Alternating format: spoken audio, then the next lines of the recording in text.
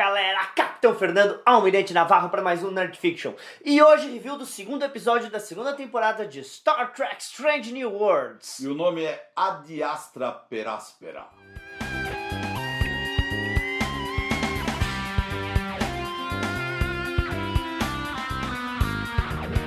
Muito bem, pessoal, chegamos para o segundo episódio de Strange New Worlds. Lembrando que nós começamos sempre os primeiros 5 minutos sem spoiler, só dando nossa opinião geral sobre o episódio, e depois a gente avisa que vai ter spoiler, aí fica por sua conta e risco continuar por aí. Mas fica também por sua conta e risco, dá aquele like aí, por favor, deixa aquele like legal.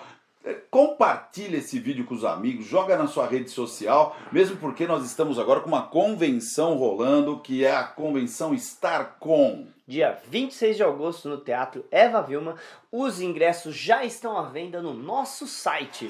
Exatamente, www.novafrotabr.com. Você vai encontrar lá várias opções e tá um preço bem legal, né, Fernando? Sem dúvida, principalmente se você for sócio da Nova Frota. Exatamente, o sócio da frota tem um desconto bem grande também. Então contamos com você, apareça lá, vai ser bem legal. Temos muita gente do YouTube, né? Temos aí, mas a gente não pode revelar ainda. Ainda não pode? Ainda não então tá, pode, então olha, muita gente aí falando, e a programação já tá 90% pronta. Muito bem, Luiz, eu vou falar que eu tô muito feliz que é a primeira vez que estamos na minha área. Porque normalmente é física, é química, é biologia, a gente nunca pode falar da minha área. Temos um drama jurídico de novo. Temos um drama jurídico corajoso, porque é corajoso fazer um episódio de quase 58 minutos, na verdade 57 minutos e meio, só no blá blá blá, blá blá blá, blá assim, blá. Nada de tiro, porrada e bomba. E esse episódio foi econômico, né? Meus caras gastaram quase nada, tá? E aí economizaram para os próximos. Mas os sets eram grandiosos, né? Inclusive, são, né? Aquele set da sala de julgamento é a sede do quartel-general da Frota Estelar do futuro de Discovery e também a ponte da Shinzo. Então, mas economizaram. O set tá lá, só remodelaram. Sim, remodelaram. Não, essa ideia de remodelar sets é clássico de Star Trek. Desde o Gene Roddenberry. Economizar, pra que ficar construindo coisa e tal. Mas eu tenho uma crítica a fazer uma coisa.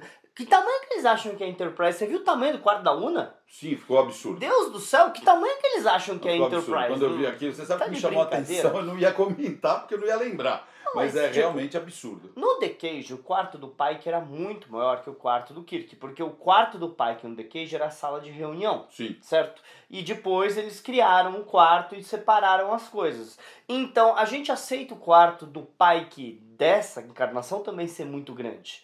Agora, todo mundo tem um quartão daquele? A primeira oficial também tem um por isso quarto? que ela entrou pra Frota Estelar. Sei, pelo quarto, entendi. Eu tô nem aí pros ideais da frota, eu quero um belo quarto. Seja como for, esse episódio foi escrito por Dana Horgan. Você sabe que a Dana Horgan, ela não é a pessoa que mais trabalhou, ela só tem 3 créditos, e um deles é Star Trek no IMDb. Tá bom. Mas ela era produtora executiva, então era muitos episódios que ela trabalhou na série Zero Uma Vez, Supergirl e Star Trek Strange Worlds, que ela é listada como coprodutora executiva. Aliás, isso é uma coisa de Strange Worlds, todo mundo que escreve é produtor executivo de alguma maneira. Coisa interessante, será que eles economizam com isso? É estranho, hein? Na verdade, eu acho que eles gastam mais, né? Pô, mas você eu vai entendi, ter que pagar parece escritor que e sim, produtor. parece que sim, mas pô, por que vai fazer isso se Sei gasta mais? Sei lá. Bem, seja como for. A direção ficou por conta da Valerie Weisz. Que nunca trabalhou com ficção científica, mas ela trabalhou com várias séries jurídicas, como Suits e outras coisas. Quem trabalhou com Suits? Suits.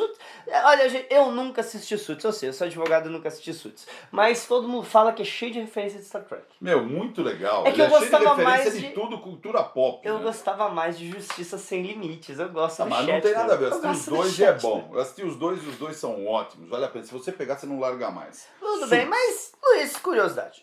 Curtiu, não curtiu, mais ou menos, porque a nota desse episódio, que começou lá pelos 8.4, já subiu para 8.9 no momento dessa gravação. Mas vamos ser honestos, poderiam ter sacrificado o episódio 1 lá com o Spock, começado com esse, já começava com a bola lá em cima, que é o que a gente tava achando que ia acontecer. Sim, porque é o que a gente primeiro, o episódio é bom, o episódio é bem escrito.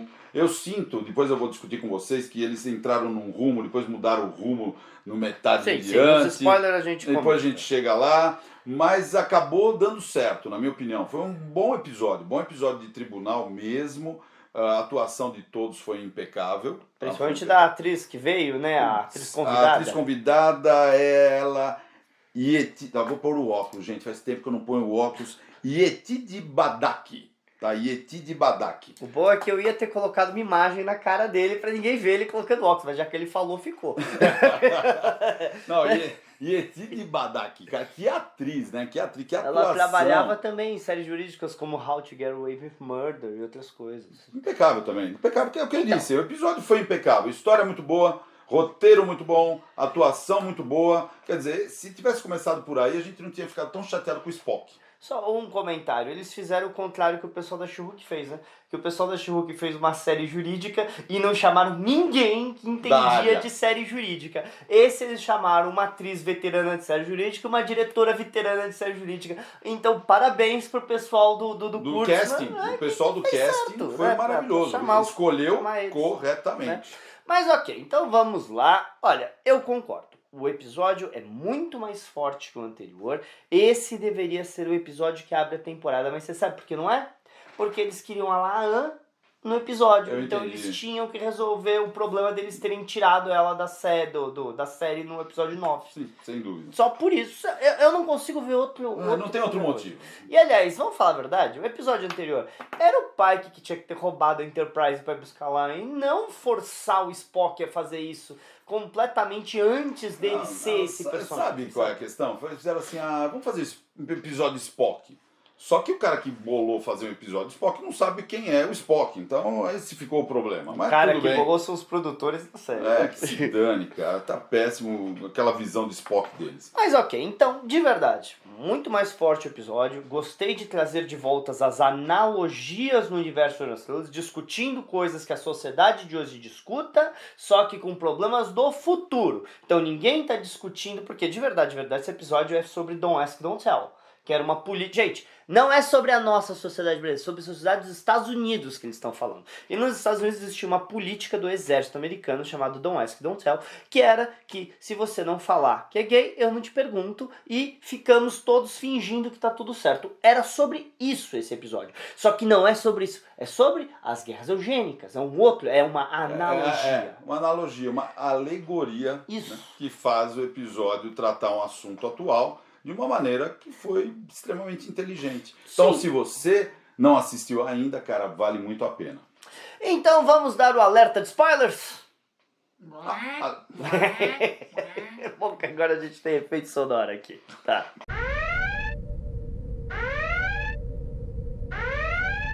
Bem, gente, a gente já falou, mas a gente vai martelar de novo. Vai lá comprar o seu ingresso para estar com... Tá? Não perca a oportunidade, dia 26 de agosto temos meia entrada, que praticamente todo mundo hoje em dia tem direito a meia entrada inteira e o ingresso especial sócio. Exatamente. Pessoal, temos muitos convidados, tá? Muitos painéis, temos o concurso, tá? O concurso de cosplay com mais de R$1.000 em prêmios. E, além disso, nós iremos lançar o livro A Era de Ouro de Jornada nas Estrelas, escrito por vários sócios do clube. É isso mesmo, o pessoal do clube, os sócios do clube, aquele cara que ganha revista, que tem a carteirinha do clube, eles puderam escrever e participar do livro. Então, temos um livro que vai estar lá, a gente vai dar autógrafo lá, o pessoal que escreveu, vai ter muita gente dando autógrafo para quem quiser. Quer meu autógrafo? Vai ser maravilhoso. Eu quero ter autógrafo no meu livro. Ok, no meu livro também, mas... Vamos ser honestos, né? Mas se você gosta de Jornada nas Estrelas, é uma oportunidade. Então, você sabe que você acabou de dar essa informação exclusiva, que a gente não tinha divulgado isso ainda. Então faz de conta que eu não falei. Não divulgamos nada, mas cada vez que a gente fizer um programa, nós vamos divulgar uma coisa nova. A gente vai falando uma coisinha. Tá bom? Muito bem, gente. Então vamos lá. Primeira coisa, você acha que nós somos o único canal de Star Trek a trazer um advogado para falar de um episódio jurídico? Será? Não sei. Olha, temos um advogado, ele vai falar de um episódio jurídico e eu tinha realmente uma pergunta, mas vai ficar mais pro final sobre o assunto. Sim, olha, primeira coisa, só para colocar algumas curiosidades jurídicas, algumas coisas reais ali que a gente viu. A teoria dos frutos da árvore podre, que foi a ideia da Laan para conseguir anular a acusação, é uma teoria real do direito, que a gente realmente usa, falando que você não pode colher frutos de uma árvore que está envenenada, porque você não pode pegar provas que vieram de uma maneira ilegal. Ilegal, isso certo? é usado pra então, caramba. Isso é né? real, tá? Outra coisa interessante que a gente vê aqui, eu não sei se você sabe, mas nós usamos um sistema jurídico, uma escola chamada Romano-Germânica, que para eu acelerar uma explicação longa e chata, decisões de juízes de direito. Certo? E você tem a decisão do juiz singular e a decisão do colegiado. O que nós vimos ali é um colegiado do sistema romano-germânico. Só que isso não é o que é usado nos Estados Unidos. Os Estados Unidos se baseiam numa escola chamada anglo-saxão, que é o júri popular, as decisões da Câmara dos Comuns, certo? E os Estados Unidos é baseado nisso. Só que por que eles fizeram isso? Porque no episódio Corte Marcial da série clássica, o sistema usado lá foi esse. Foi o do romano-germânico. Mantiveram o canon, na boa, perfeito, tá? Ficou... É o jeito correto de usar, né? Foi o jeito correto de usar e de tocar a história dessa maneira. Foi muito interessante o... Sim, mas só pra falar, aquele negócio de fazer uma explanação de abertura é totalmente do sistema americano. No Brasil, não... É só alegações finais. Você não faz uma alegação de abertura do caso. Por quê? Porque tá no papel, você sabe o que tá acontecendo. Todo mundo pegou pra ler, entendeu? Tá? A gente é muito mais escrito do que oral. Eles são muito mais orais. Orais, exatamente. Tá? Bem, seja como for, o episódio dá um plot twist bacana no final, né? Eu acho que é lá pelo terceiro ato, né? No terceiro ato tem, porque o primeiro ato a gente tem o Pike indo atrás da advogada. Então, é isso que eu ia falar, essa ideia dela ir na colônia iliriana foi bem interessante. Foi mostrar e tal. Gente, só pra explicar, os ilirianos, tá? Eles não quer dizer, iliriano não quer dizer aumentado geneticamente ou augment, tá? O que acontece é que é um grupo de colônias que abertamente faz engenharia genética. Então, os ilirianos são proibidos de estar na frota estelar, porque os regulamentos da frota estelar proíbem que uma pessoa com engenharia genética se aliste na frota. Não quer dizer que a engenharia genética seria proibida para os cidadãos da federação. Muito bem. Então eles fazem essa mudança para se adaptarem, entre aspas, melhor a cada planeta. Não é proibido, mas é malquisto. Existe uma estigma, existe um preconceito na sociedade da federação por causa das guerras eugênicas. Na história de Star Trek, as guerras eugênicas é o que vai impulsionar a terceira guerra mundial. Então, é a mesma coisa que existe estigma na nossa sociedade com o nazismo? Sim. É a mesma coisa. A última guerra mundial que a Terra teve foi a Terceira Guerra Mundial, que foi impulsionada pelo levante do pessoal do Khan. Tudo bem? Então, existe um estigma com esses caras por causa disso, do mesmo jeito que nós temos com a nossa última guerra mundial. Agora você fala, isso é preconceito. A Segunda Guerra Mundial já ficou para trás há o quê? 60 anos. E nós ainda carregamos isso e temos que carregar, porque o que fizeram com o povo judeu na Segunda Guerra Mundial foi um absurdo, certo? Então, não é errado da frota estelar, eu não estou falando da simbologia se precaver quanto à repetição do fato. Eles têm medo que aconteça uma outra Terceira Guerra, por quê? Não vamos lembrar do Gary Mitchell, tá? E tantas outras coisas que mostrou em Star Trek que quando a pessoa se sente superior à outra, ela acha que tem direito de mandar na outra. E isso a gente pode ver sem engenharia genética, não. Sempre que uma pessoa acha que ela é melhor que você, ela é superior, ela quer mandar em você. Vocês mesmos aí em casa, vocês não tem alguém na tua família ou no teu trabalho que por acharem que são melhores que você não quer dar ordem em você? É isso que significa essa regra. É isso. Evitar esse problema. Evitar problemas. Muito bem, segundo ato. O Pike consegue a advogada encontra com a Una e aquele papo. Você não acha engraçado a advogada não querer representar a Una? Cara, é um caso grande, proeminente, o cara porque... mágoa, ficou muito claro que é mágoa de infância de ela não ter se despedido quando entrou pra frota. Eles descobriram assim, o herói não pode querer aceitar a missão de cara. Então ele tem que ser o herói relutante. Eu acho isso tão cansativo. O episódio tem 57 minutos, vamos mais rápido. Fala que a mulher não estava sabendo, fala que existe um bloqueio de comunicações da federação para os ilirianos e tal. Mas não, eu não aceito, por causa que eu tenho a dorzinha de Eu cotovelo. tenho mágoa, ela não se despediu de mim, ela saiu da colônia sem falar comigo, entrou na frota e tal. É drama, drama. Mas, Muito ok. bem, se acertam e tal, e aí começa o julgamento. Segundo ato, na verdade, a gente vai ter o começo do julgamento e ela preparando o caso, tá? Ok, beleza. Aquela hora que a Capitã Batel, aliás, eu gosto da personagem da Capitã Batel, o pai que precisa de alguém no nível dele pra poder falar honestamente com ele. Sim. Você não pode ter a Uhura ou a piloto da nave falando com um capitão de igual para igual. Igual não dá. Você não pode. A Patel pode falar com ele de igual para igual. Mesmo porque já foi namorado. Do mesmo jeito que ele não pode falar com o April de igual para igual, porque o April é um almirante, certo? Sim. Então, aquele negócio dela, ela conversando com ele, babá, Foi de lindo boa e tal. aquilo. Aí ela chega, e desde quando você sabe? Porque se você sentar no banco, essa é a primeira pergunta que eu vou te fazer. Acabou, cara, acabou. E acabou com ele mesmo. Né? Tanto é que ele nem pensou mais em sentar no banco. Né? Sim, porque ele iria prejudicá-la. Ele iria prejudicar a Una sentando lá. Faz sentido. Foi muito legal, foi muito legal. Aí a gente vai ter o grande final do segundo ato, é um erro tático absurdo da advogada da Una. Detonar ela o atacou o April. Por que ela fez aquilo? Pra que ela fez aquilo? Eu não vi lógica, né? Ela acabou com o April no meio do depoimento. O April ficou totalmente perdido. Óbvio que ela deu um nó nele. E eu não vi ganho naquela história. O que ela ganhou com aquilo? Ela ganhou com aquilo o que a próxima cena fala de usar aquele caso, usar a cliente e a vida dela como uma plataforma política. Era isso que isso ela foi interessante. queria, Ela, certo? Tanto é que a Una falou, né? Você está usando o meu caso para se promover. Você está usando o meu caso como plataforma para discutir o que você acredita, sua política. Ela não gosta da Frota Estelar. Ela considera a Frota Estelar preconceituosa, Sim. com o estilo de vida dela. Obviamente deu pra entender a alusão do que estamos falando, né? Então ela decidiu... Não entendi. Qual foi a alusão Você que estamos entendeu falando? do estilo de vida. Estamos falando de direitos LGBT aqui, certo? Então, ela decidiu, em vez de defender a cliente, atacar a frota. Por quê? Vamos deixar muito claro, a linha de perguntas dela, na verdade, foi muito inteligente. A regra 1 é não interferência e vocês quebraram. Você quebrou ela 3 vezes e você é condecorado por isso. Então por que a regra 60 e tal é mais importante? Essa linha de defesa é boa. Essa linha de defesa tira mérito, mas a maneira com que ela fez, ela jogou toda essa linha de defesa pela lata do lixo, porque ela não atacou.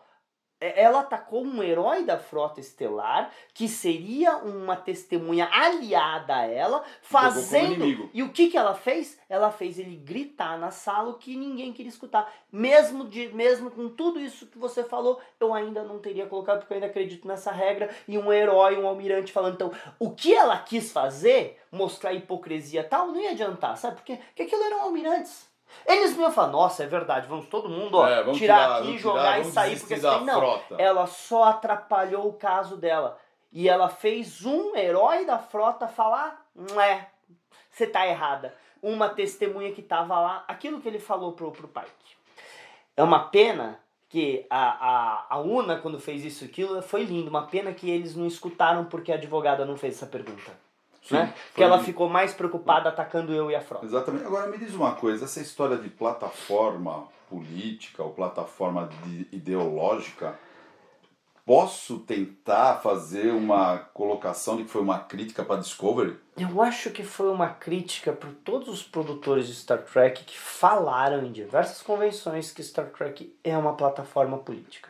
Porque a gente tem essas coisas, a gente tem Agora, isso. Quem escreveu isso ousou, então, né? Porque o nosso querido Alex Kurtzman deixou bem claro que usa Star Trek como plataforma política e ideológica. Olha, assim, eu sei que algumas pessoas são a favor de certos lados políticos, outras pessoas são a favor de outro lado. A frota é neutra nessa discussão, mas a gente analisa o que é melhor para Star Trek. E a gente acredita que o melhor para Star Trek é ser neutro no debate esquerda e direita. Mostrar ambos os lados e você tira a sua conclusão. Exatamente. Agora, o Alex Kurtzman se posicionou. Claramente se posicionou. E eu não tô falando do trabalho dele em Star Trek, aquele episódio. Não, tô falando em entrevistas. Em entrevistas ele posicionou. Agora, do mesmo jeito que você pode falar isso e passou, você pode falar daquele último episódio de Picard que muita gente interpretou que era a cultura do Twitter que ele estava criticando lá quando todos os jovens foram borgificados.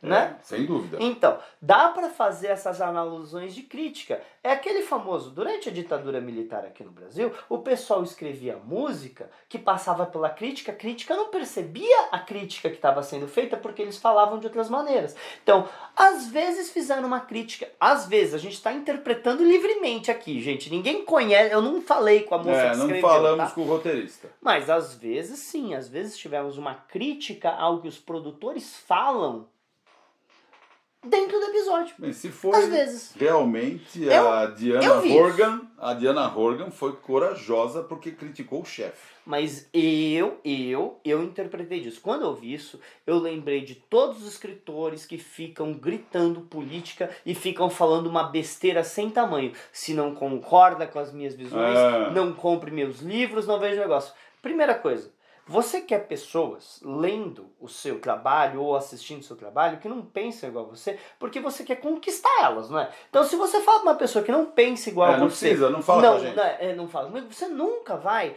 trazer aquela pessoa pro teu lado, você nunca vai poder mostrar o seu ponto de vista. Então, isso é idiota, para começar. E dois, você aliena parte do seu público. Outra besteira, sabe? Bem, seja como for, foi uma parte bem legal, chamou bem a minha atenção e foi a partir daí que você tem uma mudança na linha de atuação de todo o processo, a Una, nesse momento, depois da conversa da Uni com ela, que ela fala, você não tá aqui para me ajudar, você tá aqui por causa da sua causa tal, parece que ela abaixa e cria outra linha de defesa, que a linha de defesa era o asilo. Sim. Então, mas é isso que eu tô te falando, que eu ia chegar na última pergunta minha, era essa pra você. No final do episódio, ela não muda o foco do julgamento para pedido de asilo. Isso pode ser feito porque ela está sendo julgada porque ela enganou a frota, enganou os autos, ela mentiu. O julgamento eu menti. Aí ela muda, não, eu tô pedindo asilo. Isso não bate, né? Olha, nós já vimos várias situações de mundo real de pessoas que estavam sendo extraditadas e presas pedindo asilo e conseguindo, tá? Mas eu não quero trazer casos reais aqui que pode dar discussão. Não quero nem discutir, mas isso no sistema jurídico não é mudar o foco do julgamento? Não, então, não tem problema de você apresentar mais de uma linha de defesa. No Brasil, nos Estados Unidos você tem que escolher uma linha de defesa. Tem que escolher um caminho. No Brasil, não tem problema de você apresentar várias linhas de defesa, na verdade. Porque é o famoso, olha, é isso, mas se você não entender isso, é isso aqui, ó. Por quê? Porque a nossa Constituição garante uma coisa chamada defesa ampla. A defesa ampla quer dizer que eu posso usar de tudo para argumento. Tá? É o contraditório e a ampla defesa que a gente chama. Então, o julgamento não seria anulado porque ela pediu asilo no final da brincadeira. Meu problema com o que ela fez é que se você quer que o seu cliente fale alguma coisa, você fala para ele. Você prepara ele para isso. Ela não fez isso, ela fez as perguntas sem a Una saber o que ela estava fazendo e cruzando os dedos para a Una falar as coisas responder a verdade, certas. Né? Responder da forma que ela queria. Assim, para uma estratégia de corte de verdade, se a pessoa não fala o que você quer, você se ferrou. Isso você faz com testemunho hostil, que é a testemunha contrária, não com as suas testemunhas. As suas testemunhas têm que saber o que você quer. É que ela quis mostrar que a Una tem um espírito puro, né? Que ela é uma pessoa que acredita na frota. De verdade. Foi lindo, a ideia foi linda. Para o episódio, para um drama de TV, foi lindo. Isso funciona muito melhor do que você saber o que elas estavam planejando. Exato. Então, isso aí é o que a gente chama de dramatização. Porque no mundo real, você falaria, eu preciso que você fale isso no teu depoimento para deixar muito claro para eles que você estava sendo perseguida de sofrimento, tá? Isso vai. Agora, o maior problema ali, assim, só para falar. Esse episódio teria sido melhor como o primeiro episódio? Teria. Mas esse episódio teria sido melhor como no final da série. Porque de verdade, ela tinha que ser dispensada. A Batel, ela fez a coisa... Você acha que eu teria recusado um acordo daquele? Olha, você sai dispensada, não vai ser em desonra, sem tempo nenhum de cadeia e tá tudo certo. tá tudo certo, fica tudo correto. Que nem com o Bashir, lembra? O acordo que o pai do Bashir fez com os caras. Olha, eu vou pra cadeia, ele continua servindo na frota. Ah, não, eu vou lutar pelo seu direito, papai. Nada, tá louco, você me aceita esse acordo. Esse acordo era maravilhoso. Eles terem ido pra defesa é muito arriscado. Muito, Desculpa, muito arriscado. Tanto é que a pena aumentou para 29 anos. Né? Mas não faz pra boa televisão. Fazer um acordo não faz boa televisão. Não, fazer um acordo fica chato. Você fala, pô, perdeu a emoção, perdeu o drama. Amigo, adora fazer acordo. Sabe por quê? Porque eu sei o que vai acontecer. Qual advogado não gosta de fazer acordo, né? A coisa mais sólida que tem, mais fácil que tem. Porra, eu fui conciliador, eu adoro acordo. Mas, de qualquer maneira, aquilo ali, interessante, tal, coisa, o que ela fez do asilo, tal. Mas a Batel não queria, e vamos deixar claro, provavelmente o Almirante Vulcano ter feito aquela emenda na acusação foi o problema real. Por quê? Porque aqueles almirantes não queriam prender ela por 30 anos. Não, ninguém queria prender ela. Ninguém queria jogar uma oficial condecorada da Frota Estelar, elogiada pelo capitão da nave Capitânia, pelo almirante que era o capitão da nave Capitânia e tal. Ninguém quer jogar ela por 30 anos, uma pessoa que salvou sei lá quantas vidas. A hora que o Vulcano vai lá e faz de uma coisinha boba, de um tapinha na mão, sabe? Ó, você fez uma besteirinha, devia ter contado pra gente, você foi desonesta. Então você não serve mais na gente e fica tudo certo. Transformou em 30 anos de cadeia, desonra o nome. Então ninguém quer dar essa sentença. Então, na verdade, o que a advogada fez foi... respinga pra própria frota, né? O que a advogada fez foi, olha, tô te dando uma desculpa pra você jogar isso debaixo do tapete. E essa foi uma boa. Juridicamente falando, isso foi uma boa. Por quê? Porque eu sei que o advogado quer. É que nem, vocês lembram aí Milagre na Rua 34? Sim. É 34, né? Milagre na Rua 34. O juiz não queria condenar o Papai Noel. Ninguém quer condenar o Papai Noel. Mas que base eu vou usar pra liberar ele? Liberar ele. E aí que dão a nota de $1 que tá escrito em God We Trust. Falou, se os Estados Unidos acreditam em Deus, eu acredito em Papai Noel. Então, eu consegui o quê? Uma desculpa pra eu fazer o que eu queria, mas eu preciso de base. Foi isso que ela deu. Tá aí. De verdade, é óbvio que a Una não pediu asilo. A gente assistiu, ela não pediu asilo. Em nenhum momento ela pediu asilo. Mas é como se fosse. A gente chama isso de analogia legal. A gente chama isso de analogia legal. Tanto é que ela foi lendo cada item do pedido de asilo e ligando com o depoimento da Una, falou, pô, encaixou. Sim, pronto. E aí funcionou. E é por isso que eu acho que eu gostei tanto desse episódio, de ter reconhecido certas coisinhas que colocaram no roteiro do episódio, certas puxações para aqui e para lá, e também as alusões, né? Voltar a fazer as alegorias. Então eu realmente gostei desse episódio. Fazer qual tipo de alegoria? As alegorias do mundo real. Eu já falei 3 vezes, eu não vou falar de novo, tá? Tudo bem, então, basicamente, eu sei, eu falei demais, gente, desculpa, mal deixei o Luiz falar nesse episódio. Não tem problema, gente, tá ótimo. Quando é de ciência eu falo um pouco mais. Mas é isso, só pra falar, gostou da conversa do Spock com o Vulcano lá, os dois? Gostei, eu achei muito engraçada a cena, eu dei risada mesmo. Você gostou? Você viu a tensão, né, uma benga, você viu a tensão, eles estão discutindo. Ele, desculpa a explosão. Mas... É fantástico, boa piada. Eu posso bater nos streamings? O Spock faz uma menção a um episódio do Short Tracks Q&A. Onde eu assisto Q&A? Não assisto. Não assisto porque não tem nos streamings. Foi lançado em DVD nos Estados Unidos, mas a Paramount Nacional lança DVD, não lança DVD. Não lança. E aí? Então, porque eu tenho essa pergunta, várias vezes eu vejo essas perguntas aqui. Onde eu consigo ver os Short Tracks? Lugar nenhum. Estados Unidos. Pode ir para os Estados Unidos, paga a passagem. Você pode pegar um avião lá, comprar um DVD que não passa no seu DVD nacional, porque são áreas diferentes. Tudo bem, é complicado, legal, tá? Então, mais um motivo aí pra você que critica as mídias físicas pra ver. Se tivessem lançado, você veria do que ele quis dizer. Agora, se você chegou até aqui, novamente, deixa o seu like, deixa o seu comentário. O seu comentário é muito importante. Eu acho legal que tem sempre um ou outro que fala, cheguei primeiro, né, nos comentários. Eu agradeço muito pelos comentários de vocês. Isso nos ajuda a, pelo menos, divulgar mais o vídeo, ter um pouco de longevidade o vídeo.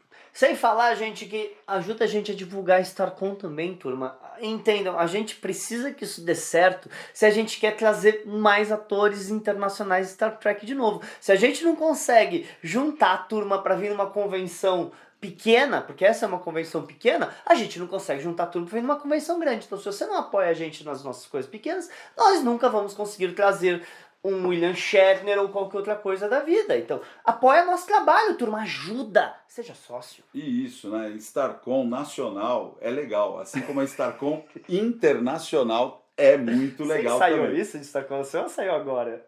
Não, Starcom nacional é legal. Você sabe que a gente saiu tá agora? A gente Saiu sabe agora? que estamos falando nisso já há algum tempo no bastidor. Mas você nunca falou esse slogan. Esse slogan foi A novidade. gente cria, Saiu pô, agora. Starcom nacional e Starcom internacional. Não, pô. você falou Starcom nacional, é legal. Você nunca falou isso. Eu nunca escutei isso. É, eu acho legal. Nós temos... Criou agora. Olha, a nossa Starcom nacional, com o nosso pessoal aqui do Brasil, está esperando por você. Nós queremos ficar em contato com você, bater um papo com você, conhecer você aí do outro lado, entendeu? Então venha lá. A gente já fez festas e tivemos pessoas que estão aqui com a gente participando das festas. Então, nada melhor do que a nossa maior festa do clube, que é a convenção Starcom, que foi projetada para você com todos os detalhes, carinhos, com toda a minuta. Vai lá, conheça o nosso trabalho.